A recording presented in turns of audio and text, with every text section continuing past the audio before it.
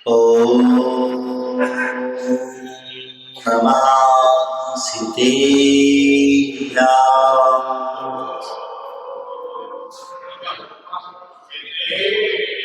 ॐ नमः सिद्धेभ्याम्।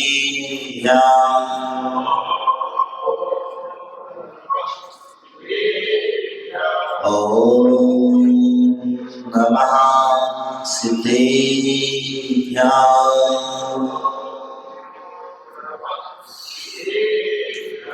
बलदेव महादेव गजल श्री आदिनाथ भगवान की, मोल्ला एक श्री चंदापुर भगवान की, शासन नायक से महावीर भगवान की, चारित्र चक्रवर्ती प्रथमाचार्य शांति सागर जी महाराज की, आचार्य गुरुदेव श्री कुल सागर जी महाराज की, राजस्थान शेरवाणी माता की, परम पूज्य आचार्य श्री पद्मावती महाराज की जय।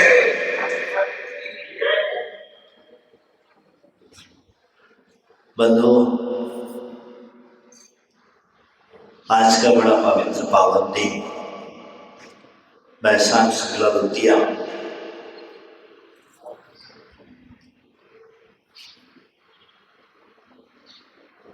भगवान पार्श्वनाथ स्वामी का, गलत तो नहीं है? वैशाख कृष्णा द्वितीया, कृष्णा का मतलब क्या होता है?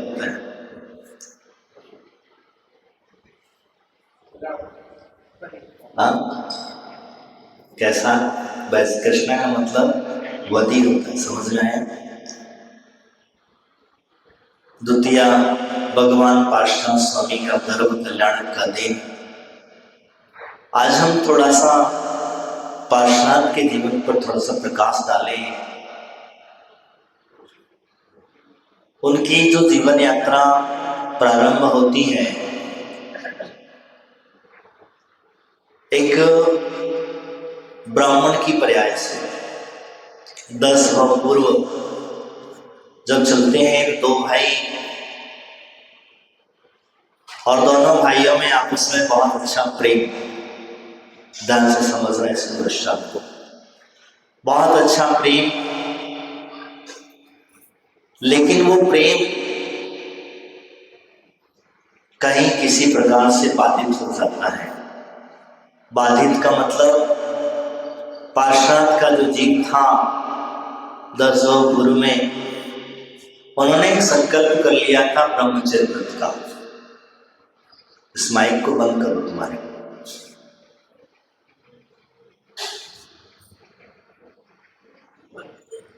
पूर्व के अंदर में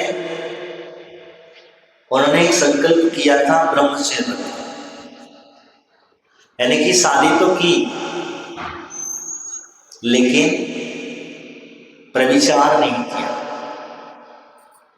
कितनी बड़ी सोचने की बात है कि घर में मिठाइयां पड़ी है, सब कुछ रखा हुआ है,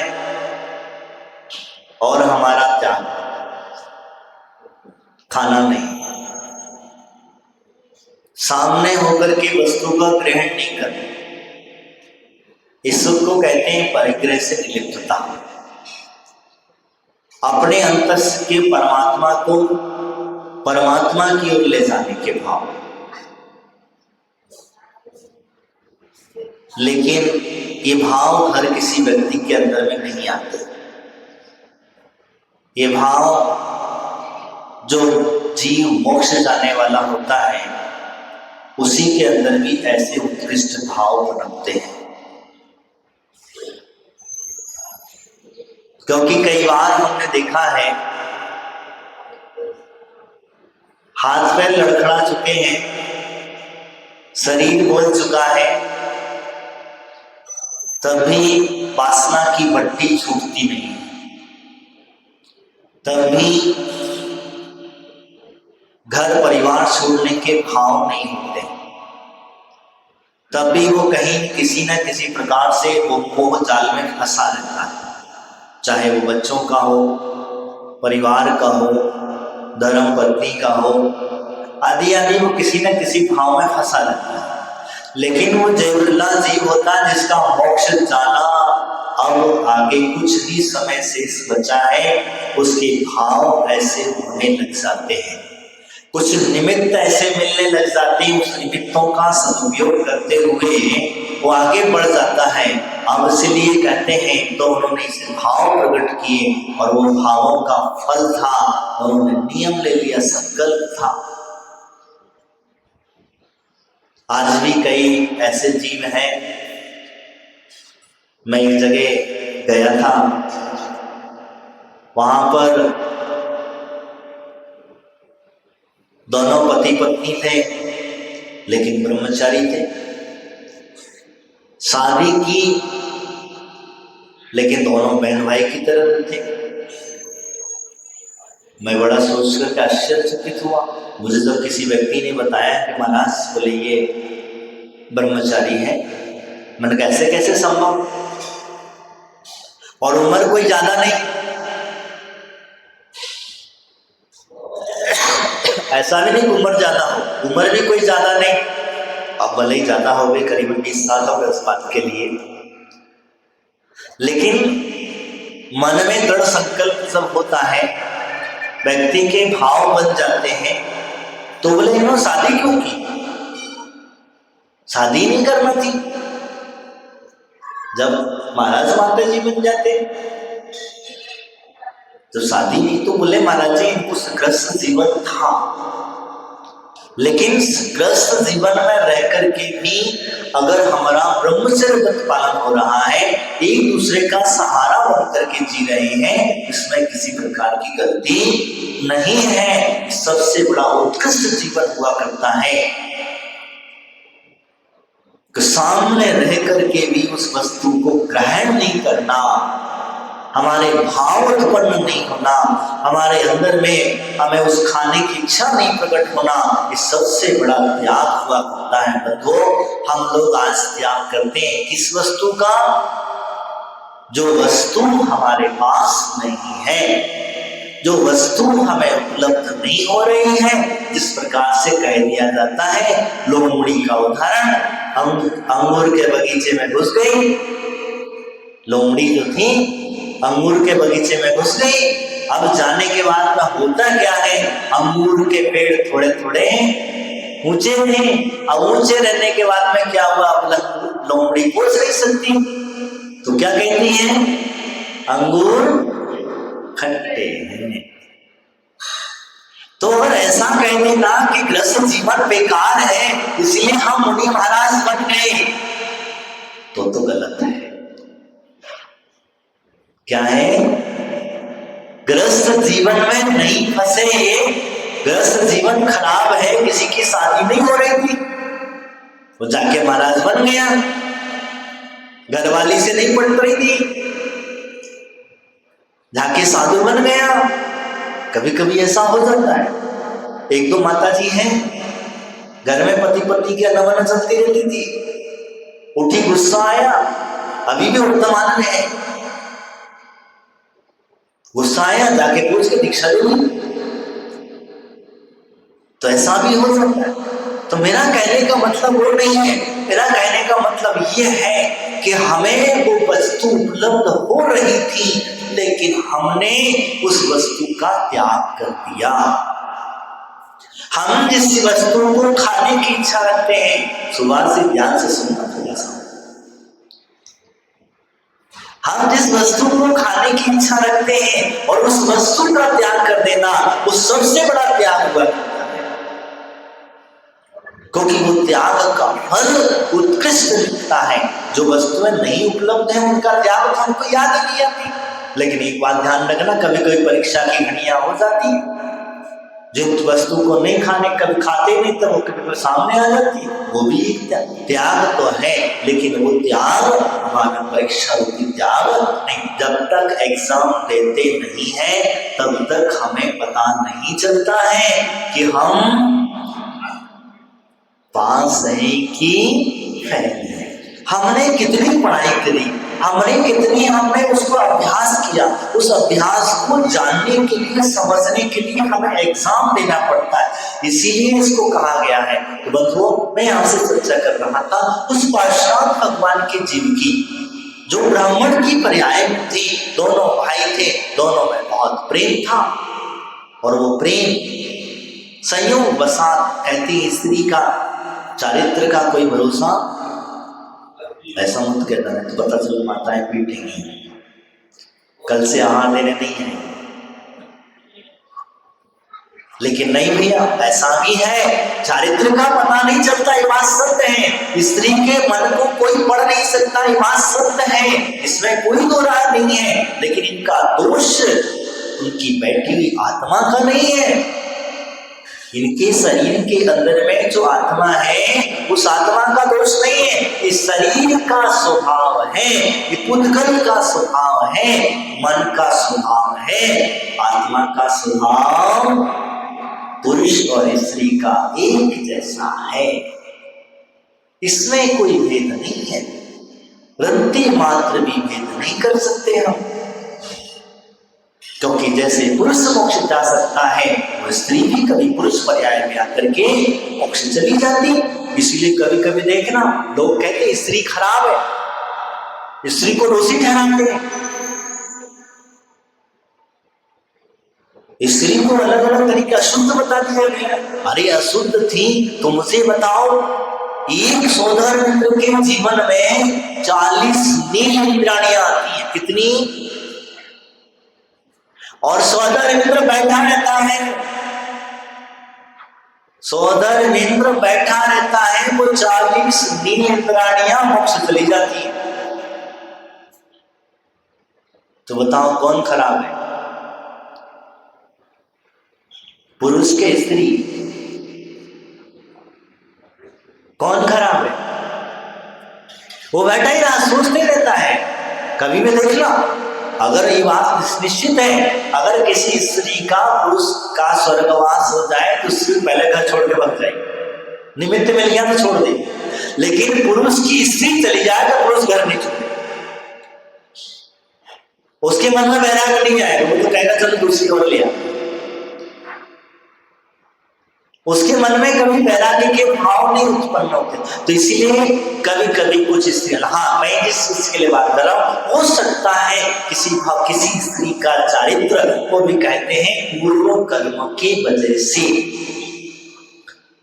कर्म जब सत्ता में होने में आ जाता है तो उसके चारित्र को, उसके मन को हम पढ़ नहीं सकते। लेकिन स्त्रियां भी कई ऐसी भी हुई हैं जो सती हुई हैं, जिनको कहा जाता है कि स्त्रियां ना होती, इनको अशुद्ध बता दिया जाता, इन्हें गलत बताया जाता, तो ध्यान रखना तुम कहां से आते, और तीर्थंकर जैसे महापुरुष कहां से आते। बड़े कभी कभी सोचने की बात होती है, विचारने की चर्चा होती है कि आज लोग भगवान के पास मंदिर में गए, गर्भगृह में गई, अगर कोई स्त्री गर्भगृह में घुस जाए तो देखो फिर देखो कितना हल्ला मच जाता है।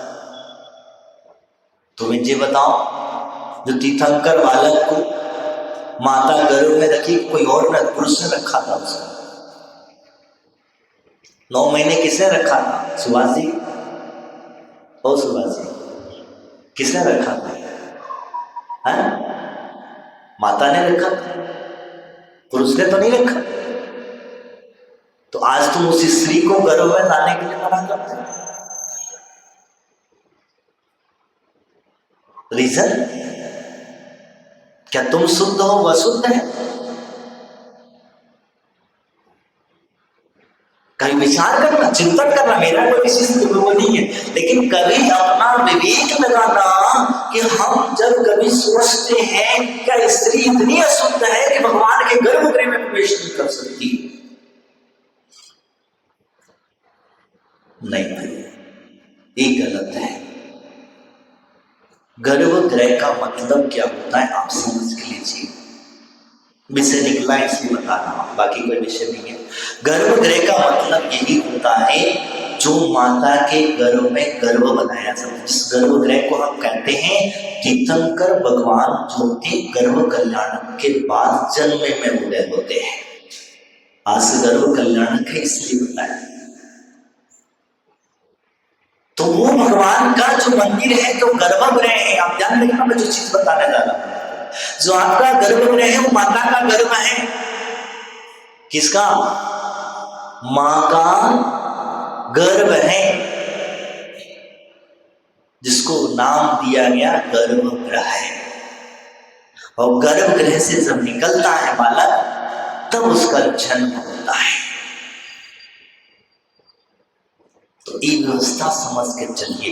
मैं जो आपसे कह रहा था, तो उस जीव की व्यवस्था समझिए। उस पाषाण भगवान के जीव जब दोनों में जब क्या हुआ, स्त्री ने मन डामाडोल हुआ, बड़े भाई के प्रति उसका मन आकर्षित हुआ, बड़े भाई का उस स्त्री के प्रति आकर्षित हुआ। भाई तो ब्रह्मचारी था, बैर भाव और समझना आगे की व्यवस्था। एक छोटा सा बैर 10 भाव तक चला, वही बैर था। पार्श्वनाथ के जीव ने देख लिया कि मेरी स्त्री तो अपने चर्या से भ्रष्ट हो गई, फिर भी उसने कुछ नहीं कहा, तब भी उसने कुछ नहीं कहा। लेकिन लोग बसात जब चर्चा हुई, लोगों के बीच में फैल गई बात। जब फैल गई तब जाकर के वो बात राजा को पता चली। राजा को बताया ऐसा ऐसा हुआ, तो उसने वो बड़े भाई को कहां से निकाल दिया? उस राज्य से निकाल दिया गया। क्यों निकाला गया? क्योंकि ये व्यक्ति चारित्रहीन है, ये राज्य में रहने लायक नहीं है। चारित्रहीन व्यक्ति को राज्य में रहने के लिए नहीं रखा था। ये न्याय व्यवस्था है, और न्याय व्यवस्था के अनुसार फिर भी देखो उस जीव को, जो पाषाण का जीव था, वो अंदर से करुणा जागती है, अंदर से भाव जागते हैं, और वो भाव ऐसे जागे कहते अरे यार मेरे भाई के साथ गलत हुआ। क्या हुआ? मेरे भाई के साथ गलत हुआ, उसे राज्य से निकाल दिया गया, राजा ने दंड दे दिया गया। स्त्री का चरित्र ऐसा ही होता है, स्त्री का कोई भरोसा। एक स्त्री के कारण भाई भाई का प्रेम टूट गया, और वो प्रेम टूटा तो भाई को भी गुस्सा आ गया। बड़े भाई छोटे भाई ने सोचा कि चलो राजा से कहा, नहीं मैं जाता हूं, उसे मना के लाता हूं। ठीक है, गलती हर इंसान से हो जाती है, हर व्यक्ति से गलती होती, गलती की कुछ और भी चीज है। जब राजा ने कहा नहीं मत जाओ, कोई बरबोल मानने वाला नहीं है, और वही हुआ। वो जीव जाता है, शिला लेकर के पंचअग्नि तप कर रहे थे, को गुरु बन गए थे, बस शिला लेकर खड़े थे, उन्होंने उठाया सीधा परिणाम की विशेषता देखी, और बैर चलता है ऐसे पीड़ा। एक तनक सा बैर एक राज्य से कुछ क्षण के लिए उसको बाहर निकाला, उसका बैर 10 भव तक चला। कितने भव तक? हर भव में पाषाण के जीव को कष्ट देता रहा, और अंत में जब तीर्थंकर बन गए, वही कमठ भाई था पहले, वही कमठ जब मुनि अवस्था में देखा, तो वही कमठ जाकर के सर्ग करने लग सकता है।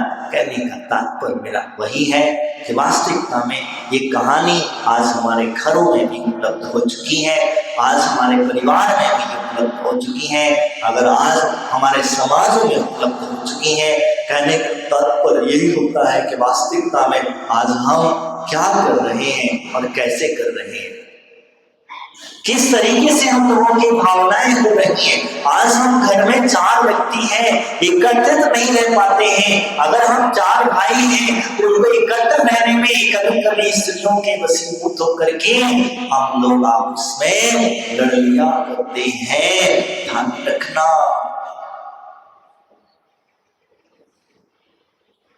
ये इनका स्वभाव आत्मिक स्वभाव नहीं है। एक शारीरिक स्वभाव है और इस शरीर के स्वभाव के चक्कर में आप अपने आत्मा का कल्याण मत करना, अपनी आत्मा के विषय में सोचना, विचार करना। अगर हो सकता है घर में 4 बर्तन हैं तो 4 बर्तन जब तक बजेंगे नहीं तब तक कैसे पता चलेगा 4 बर्तन हमारे घर में हैं? हमारे घर में जितने बर्तन हैं जब तक गिरेंगे नहीं, उठेंगे पटकेंगे नहीं, तब तक हमें पता ही नहीं चलेगा बर्तन है। तो ऐसे ही गृहस्थ जीवन है बंधु।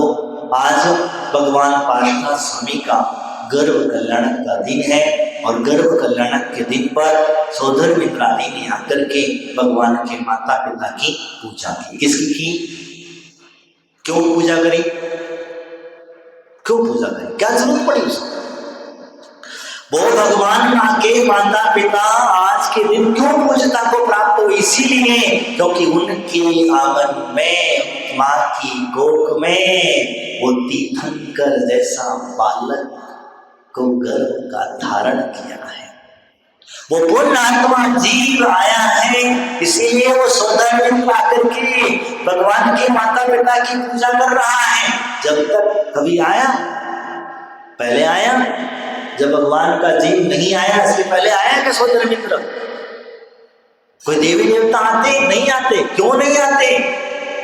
क्योंकि वो पुण्य इस बालक का हुआ करता है और उस बालक का पुण्य का इतना पुण्य प्रताप होता है, आप स्वयं सोच सकते हैं। तीनों लोग भी उनके चरणों में नतमस्तक हो जाया करते हैं। ऐसे प्रभु की भक्ति आराधना करी जाती है। इन भक्ति की आराधना करने का महत्व ही यही हुआ करता है बंधुओं। आज हम लोग सिर्फ भगवान की भक्ति जरूर करते हैं। आज सबसे ज्यादा प्रतिमाएं पारसनाथ की मिलेंगी, सबसे ज्यादा मंदिर पारसनाथ के मिलेंगे और सबसे ज्यादा भक्त भी पारसनाथ के ही मिलेंगे। क्यों? क्यों? लेकिन पारसनाथ का जीवन का चरित्र एक रंच मात्र भी अपने जीवन में नहीं मिलेगा। भावना तो आते हैं कि भगवान जैसे आपका उपसर्ग दूर करने के लिए धरने में पद्मावती आए थे, तो मेरा भी संकट दूर हो जाए, मेरा भी उपसर्ग दूर हो जाए। इस भावना से वो पारसनाथ की पूजा कर रहे हैं। अरे पारसनाथ जैसे कार्य करना पड़ेंगे तब तुम्हारा संकट दूर होगा।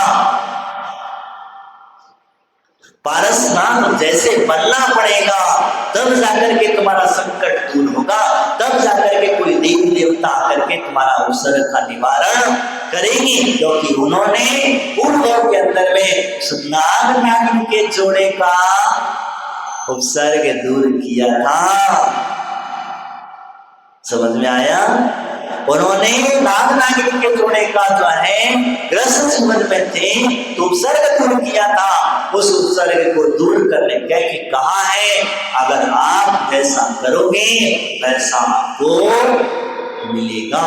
अगर आप बीज बबूल का बोगे, आम प्राप्त करना चाहते हो तो संभव नहीं है। आप सोचते हैं कि हम भगवान पार्श्वनाथ की पूजा करेंगे, हम भगवान पार्श्वनाथ के कला में भक्ति करेंगे तो हमारा उपसर्ग और संकट दूर हो जाएगा। हो सकता है, हो भी सकता है, लेकिन उसमें नित्य नियम व्यवस्था यही है। कुछ क्षण के लिए आपको फल मिल भी सकता है, क्योंकि पूजा हमेशा फलदायी ही होती है, आपके लिए अच्छा ही फल देकर के जाती है। लेकिन मैं कहना चाहता हूँ, अगर आपको पारसनाथ बनना है और हमेशा हमेशा के लिए उस संकट को दूर भगाना है, कुछ क्षण के लिए चला जाएगा। जैसे कहा जाता है, एक वासुपूज्य भगवान के गंधर हुए, नाम का भूल रहे हैं, उनसे क्या पता चला उनको कि भगवान वासुपूज्य स्वामी चंपापुर में समोषण लगा है और समोषण में बहुत वैभव है, भगवान की महिमा बता दी गई। उन्होंने बड़े भक्ति जागी। उन्होंने कहा अपने राज्य काल से सबसे कह दिया, चलो बांसे पूज्य भगवान की भक्ति करने के लिए चलते हैं, समुद्र में चलते हैं। सब तैयार हुए, पूरे राज्य वैभव के साथ जाने को तैयार हुए। संयोग से देवताओं ने उनकी परीक्षा ले धरी तो क्या हुआ, आगे जैसे ही बढ़े पानी बरसात आदि आदि तो हवाएं चलने लगी, ऐसी हवा चलने लगी कि सेना पूरी तरह इधर हो गई, सबके मन डामाडोल हो गए। लेकिन राजा तो राजा था, मंत्री ने कहा राजन आज नहीं चलते, कल चलते हैं, आज तो बहुत बड़ा। बोले चलेंगे तो आज ही, चलेंगे तो आज ही, कल किसने देखा होते। आज पक्का निर्णय किया है, भगवान के दर्शन करने जाना है, नहीं जाना है। अब क्या करें? मंत्री ने बहुत समझाया, नहीं समझ जाए। उन्होंने कहा कुछ नहीं, चलो बढ़ाओ, सारथी से कहा तो बढ़ाओ आगे। बस उन्होंने इतना ही स्मरण किया, नमः श्री वासुदेवाय नमः, बोला इतना। वासुदेव भगवान का जैसे ही उन्होंने स्मरण किया, वो सारा का सारा उपद्रव क्या हुआ, छट गया। देव की जितनी माया थी वो सारी की सारी माया सिमट गई। किससे सिमटी? भगवान का नाम स्मरण करने से। वो सारी की सारी माया, वो देवता जाकर के उसके चरणों में जाकर के खड़ा हो गया, प्रभु हमें क्षमा करें, हम सिर्फ आपकी परीक्षा लेने के लिए आए थे, आपकी भक्ति की परीक्षा लेने के लिए आए थे। कहीं तुम लोग पार्षद की भक्ति करते करते, वासुदेव की भक्ति करते करते एकाध कोई उपसर्ग तुम्हारे ऊपर हो जाए तो क्या करो? अगर गलती से खुदा ना खास्ता एक सांप बिच्छू निकल आए,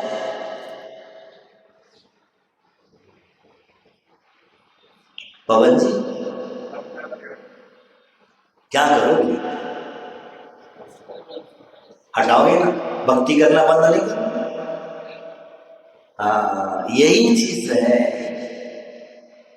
इसी को कहते हैं दृढ़ श्रद्धा। आप समझिएगा, अगर आप उसे हटाने में लग गए तो आपका श्रद्धा नहीं है, श्रद्धा डामाडोल है। आप जो भक्ति कर रहे हैं वो भक्ति को और तल्लीनता से करने लग जाओगे तो तुम्हारा श्रद्धा मजबूत हो जाएगा।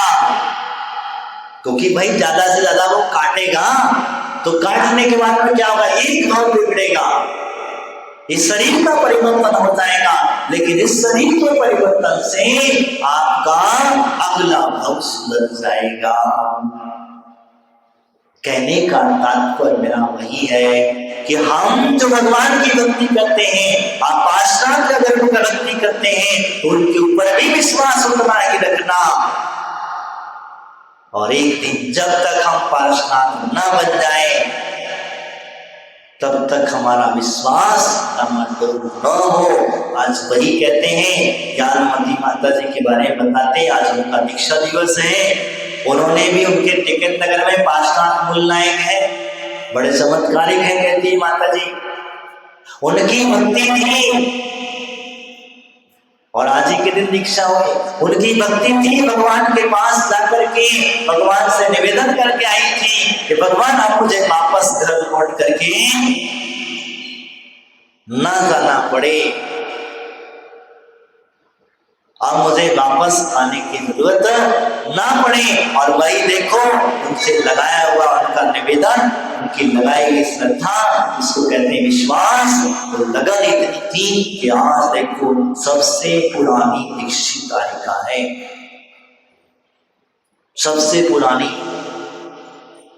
आज जितने वर्तमान में साधु है उन सब में पुरानी हारिका है। उस हारिका वास्तविकता कहा जाता है जो बड़े बड़े साधु नहीं कर सके आज वर्तमान में, वो काम ज्ञानमती माता जी ने कर दिया, वो काम ज्ञानमती माता जी ने किया है। वास्तविकता कहा जाता है, इसीलिए कहा जाता है कि ये जो भक्ति का प्रभाव है, उनके प्रति जो श्रद्धा का प्रभाव है, वही कहा जाता है। हम तो यही चाहेंगे कैसे ही जीव वास्तव आते हैं और वो अपनी भक्ति का चमत्कार आपको दिखाते हैं, और भक्ति का चमत्कार के साथ आप धीरे धीरे चिपक जाते हो, क्योंकि आपको तो आदत पड़ी हुई है। किसी ने बता दिया इसको नमस्कार करने से आपको फलानी वस्तु मिल जाती है, आपको चमत्कार घट जाता है, तो आप तो पीछे पीछे चलने को तैयार हो, अपनी झोली फैलाने के लिए, अपने अंदर की सत्ता लगाने के लिए नहीं। बस किसी ने बता दिया बस वो करने के लिए तैयार है, लेकिन नहीं बंधुओं, हमें अपने अंतर्श विवेक और ज्ञान का प्रयोग करना होगा। किसी के बताने से नहीं, वो सिर्फ रास्ता दिखा सकता है, लेकिन उसमें भी लास्ट में कहा जाता है कि अगर आपकी भक्ति होगी, आपकी श्रद्धा होगी, आपका पुण्य होगा, प्रबल होगा, तो वो वस्तु कार्य अवश्य आपका फलदायी होगा। अगर आपकी भक्ति नहीं है, आपकी श्रद्धा नहीं है, आपका विश्वास नहीं है, आपका पुण्य नहीं है, आपका भाग्य नहीं जागा है, तो वो कार्य सफलता को प्राप्त नहीं होगा। वास्तविकता में आज भगवान पार्श्वनाथ कल्याणक, गर्भ कल्याणक आप लोगों के लिए भी और कल मंगलकारी हो। और हम तो हमारी माता जी के लिए भी कहना चाहेंगे, ज्ञानवती माता जी के लिए भी मंगलकारी हुआ। और आज इतने दिन 71 साल दीक्षा लेकर के हो गए, आरी का दीक्षा को और चुल्ली का दीक्षा को 74 साल। आप समझ सकते हैं, तूने भी ये शक्ति भक्ति से मिला करती है, और ऐसी भक्ति अगर आप भी करोगे तो आपको भी बुढ़ापे में भी शक्ति चाहिएगा, नहीं चाहिए? दीपचंद जी चाहिए ना? तो भक्ति से ही शक्ति प्राप्त होती है, यही भावना मानते हैं। हमारी माता जी भी स्वस्थ रहे, अच्छी रहे, और आप सबको भी का मार्गदर्शन प्राप्त होता रहे। इन भावनाओं के साथ बोले महावीर भगवान की, अच्छे बुद्ध सागर जी महाराज की, द्वादशांग सर्वाणी माता की।